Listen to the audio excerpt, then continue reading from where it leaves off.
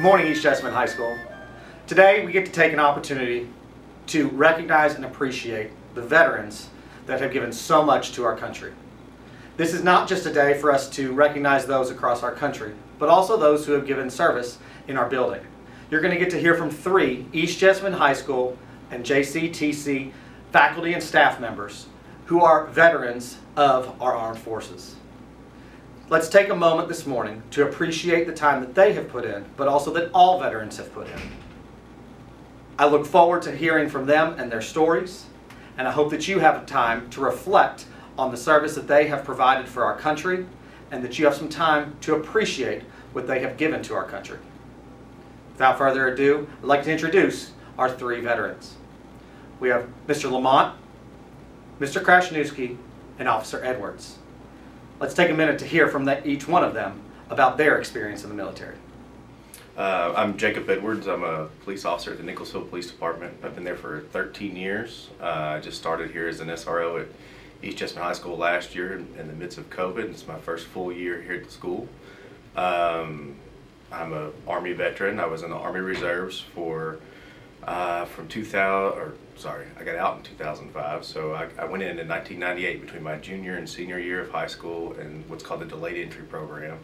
And I've been deployed to Iraq for a year and a half, and I also got mobilized once before that to go to Iraq, but the unit never went. I was deployed for 6 months to New Jersey. Good morning. I'm Lieutenant Colonel retired Walter Lamont. I'm the JCTC East instructor of our military leadership program. Freedom to me means being able to live your life the way that you think is right. And so to have the protection from the government and protection from the government to exercise your rights. Freedom to me is liberty. Having your own ability to do what you want, how you want to do it, without someone else or some other entity interfering with that, such as the government not telling you your freedom of speech, or even your neighbor not infringing upon your right to peace because, you want it quiet at your house or whatever. Definition of freedom is pretty broad. What I would say the definition of freedom is, it's free will. It's being able to exercise your rights that are given to you by our Creator and our Constitution without anybody holding you back from it, without any type of impediment or impedance. America is a lot of times called the land of opportunity, and it's a place where immigrants have come for hundreds of years to live their best life, to have the freedoms that they didn't have from where they came from. My great-great-grandfather came, and he had to swear off any titles of nobility, which of course he didn't have. But it's a special place where it doesn't matter who you were born as or who your family is that you have this equal opportunity to pursue your happiness. America's, it's my home. We're probably one of the greatest nations that has ever lived on the face of the earth, and the thing that does it is because we're so malleable, we're so resilient, and we come back, and the innovation that we bring. So what we are now, seeing the way we're viewed by other peoples, whether it's vacationing down in Mexico or serving in Afghanistan, they look at us as being kind of like the world's big brother. We're there to help out, and we're a free country where you can do whatever you want to do. My grandfather on both sides both of those were in the military. One was in the Army, one was in the Navy. My dad was in the Army, and he was actually Special Forces throughout Southeast Asia during the end of Vietnam. I didn't even know that one of my grandparents was in the military until almost right before his funeral, right before he passed away. We learned a lot about him. I didn't know he was in the delivery ward in Korea. So he actually delivered babies in Korea during the war for the the country nationals. I joined the military to continue that tradition, but also at the time, I didn't have any scholarships. I wasn't good enough at football to go anywhere, so they also helped pay for college, and that kind of helped me get my foot in the door and whatnot. I got a couple reasons, I think. I grew up with hearing my grandpa's war stories. He was a medic in World War II, and he was my hero growing up. And it was never a matter of like, well, what branch am I, or if I'm going to join, but the only question I had to answer was what branch I wanted to be a part of. So it was just something that I knew I would do. That's what my grandpa did, and that's what I'm always going to do. And then there's the appreciative of what I have in America and knowing that that's not the norm in the world to have this life, to have these rights and these freedoms. That's a pretty loaded question because I can't really put my finger on it. It's something I knew early on that I was going into the service, which was very odd because early on, this was during the Vietnam era, and going in the military wasn't real popular. But I'd always had an inkling for it. There is some family tradition. But when I came in and got into high school, of course, it was the height of the Reagan years, and the military was exploding, and it gave me a great opportunity to serve my country and also to go out, see some of the world, get some experiences, and just get out of Lexington. I don't have any regrets about joining the military. I regret not retiring from the military. I'm 40 years old and I could have retired at 37 had I stayed in. I completed my first contract, but after that I decided that I wanted to stay home. I didn't feel like being deployed every 3 or 4 years and gone from family and things like that. No. Next question. It's been a great ride. Do you have any regrets about joining the military? None whatsoever. It's affected it greatly. Joining the military has allowed me to do something that I could never do before. That being said, being a veteran, you have a lot more benefits that you don't normally have as a regular citizen, such as the VA hospital that I use frequently, even though I don't necessarily have to with my job. I got a VA loan whenever I was 17 years old and bought my first house by the time I turned 18 because I was able to do that through the military with the VA loan. Joining the military changed my priorities in a big way. A lot of the things that I used to view as important and my classmates in high school viewed as important just weren't important as it turned out. I didn't go to senior prom. I'd already signed my paperwork and I knew where I was headed. I missed my high school graduation, and a lot of people have those pictures and they look forward to this, and not a big deal. I knew where I was going. I was already in boot camp at that point when my classmates walked across the stage. It took a couple years out of my college. I missed, for my 2 deployments, I had to skip 2 years of college. Well, not skip, I had to come back and make them up. But because of that, it took me 5 years to get through my university time. And if I hadn't been there that 5th year, I would never have met my wife at the time. It just made me more responsible, more capable, just better. And I got to see the world too. I've been places that most people can't even find on a map. And it also changed like how I see travel. So since my time in the military, if I'd never joined, I hadn't seen any ocean before in my life, but I got to see both oceans. I got to go to South America and Africa and 8 parts of Asia. So it has had just a huge impact and overwhelmingly positive.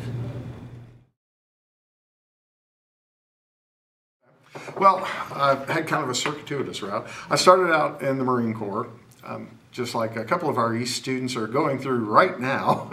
I started out in 1982, United States Marines. I actually enlisted a year early.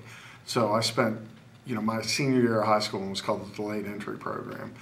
And then in August of 1982, I left for Parris Island, South Carolina, and served 4 years in the Marines.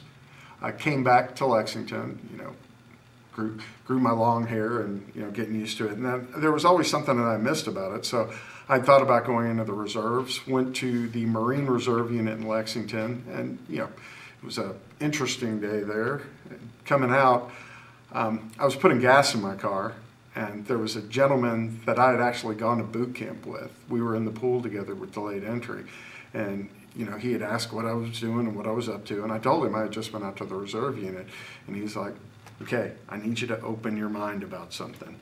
And I'm like, okay, what? And he says, I joined the National Guard. So, of course, being young Marines, where there's like National Guard, because there was all the stigmas with the National Guard service. And he's like, look, I told you, just kind of let that stuff go. Just come in and just let me introduce you to some of the guys.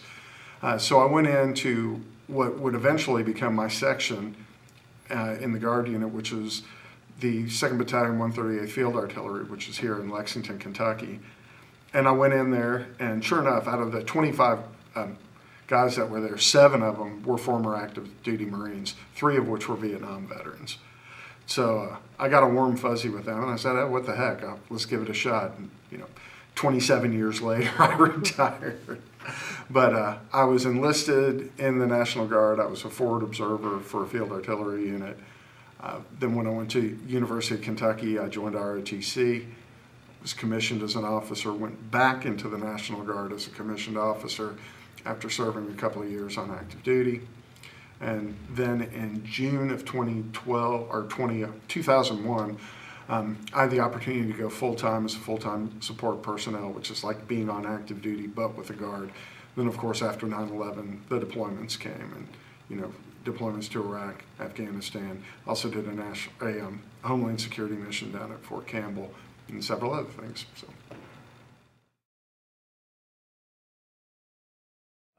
Well, that's kind of a trick question, because technically, once you complete your contract, they can't call you back up. So say there was a war tomorrow and they started a draft. Well, we've already completed our contract, so we don't fall underneath of the draft, for example. If I needed to go back because I needed to, then of course, yeah, I would. But being 40 years old and running around with a bunch of 18-year-olds, I don't think they'd want me anymore anyway. So. No, and I know that's not the hoorah answer that people are looking for, but this February, just in a few months, will have been 20 years from when I first signed my paperwork. I signed when I was 17. I went off to boot camp before my high school graduation, and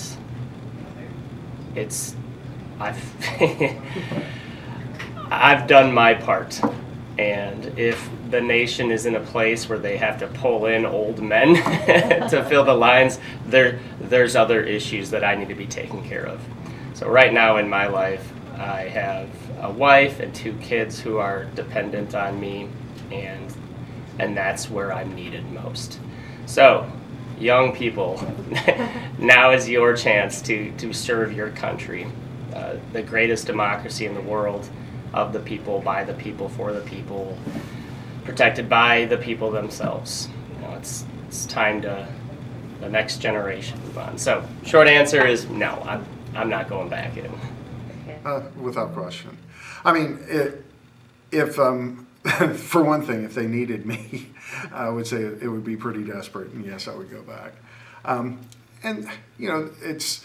Part of me was like, yeah, there are some things I definitely miss about it. And then there's other parts of me that realize that, I spent a lot of time in my career developing, being a steward of the organization, developing the people that followed me, and having faith in the processes. And, they're in good hands now. So, yes, I would go back. I don't think they need me.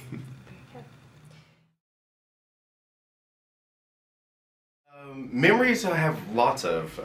You create a lot of memories in the military. A lot of friends that you're never ever going to forget. You may not talk to them for 15 years. You get on the internet, on Facebook or something, you're in the town they live in or close by, they're like, meet me at this restaurant, and you go out and you hang out with them, and then you may not see them for another 15 years. But when you were in somewhere like Iraq in a combat zone, and they were the person sitting next to you that was the only person that you had to rely on, you become really good friends, and that bond is just, it never goes away. As far as crazy stories, we were in Iraq one time, and I drove semi-trucks in the Army. And our trucks were fuel trucks, so we drove what's called MoGas and JP8. So JP8 is jet fuel, and MoGas is your regular gasoline. And we were hauling a bunch of empty trailers, and the empty trailers are actually more explosive than the non-empty trailers. And we were parked there overnight, and it was just outside of Balad, I think is where we were at. And mortars started coming into the base, and we were there, and there was a whole bunch of other guys. They stage everybody there, so like even the people who aren't in the military that are just driving for the military as contractors, they're all inside that same area, and they sleep there at night. We never actually go into the base. We have like a staging area.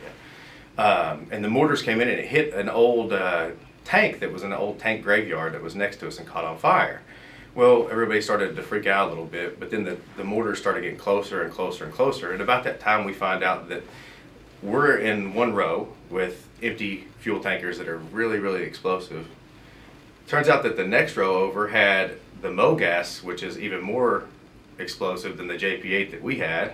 And the next row over from that happened to be Connex boxes, which is, semi-trucks full of C4. So I just say I didn't sleep real well that night when we were laying underneath those trucks, just trying to sleep with all that explosive stuff around us. So I was just talking about priorities and how they kind of shift. So a lot of people's like 21st birthday is like a big party time for them when they turn 21. Well, I turned 21 in a combat zone, and it was the night we were leaving to go back to Baghdad because our 7-month deployment was up. So it's actually a pretty fantastic celebration because we knew at that point, it was like, we're safe. There's not going to be any more combat, at least for our unit. So I've got a picture I can share for that one.